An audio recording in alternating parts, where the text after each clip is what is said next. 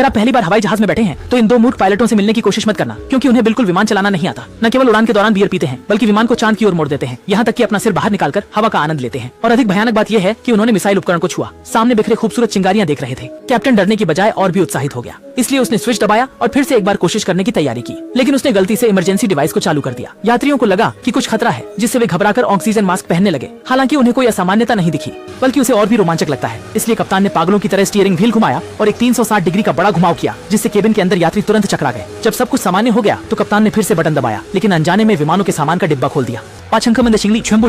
इस वक्त सहायक पायलट को पता चला कि विमान का ईंधन खत्म हो गया है। कप्तान की हरकत देखकर मेरा मुंह खुला का खुला रह गया। मैंने देखा कि वह सीधे विमान के पंख पर खड़े होकर ईंधन भर रहे थे, जिससे केबिन के यात्री आश्चर्यचकित रह गए। इस वक्त गंतव्य के करीब पहुंच गए थे और उतरने की तैयारी शुरू कर दी, लेकिन कप्तान को उतरने का तरीका नहीं पता था। सहायक पायलट की अंधाधुंध बटन दबाने के बाद अगले ही पल केबिन का दरवाजा खुल गया, सीधे एयर होस्टेस को बाहर फेंक दिया। सही लैंडिंग स्थान ढूंढने के लिए कैप्टन ने खिड़की खोली और अपनी आंखों से देखा। सच में मैं तो तुम्हारी इस हरकत पर हैरान हूँ। थोड़ी अफरा तफरी के बाद वे जमीन से 10 मीटर की ऊंचाई पर आ गए, लेकिन उन्हें अभी भी नहीं पता था कि कैसे लैंड करना है। सहचालक ने सीधे मैनुअल बाहर निकाला और तरीका खोजने लगा, लेकिन उस पर लिखे शब्दों को वे बिल्कुल नहीं समझ पाए। दोनों बहुत निराश थे, इसलिए उन्होंने किसी भी एक बटन को दबा दिया। नतीजतन विमान की छत खुल गई और दोनों बाहर फेंके गए, और इसी तरह उन्होंने अपनी आंखों से देखा कि विमान नष्ट हो गया।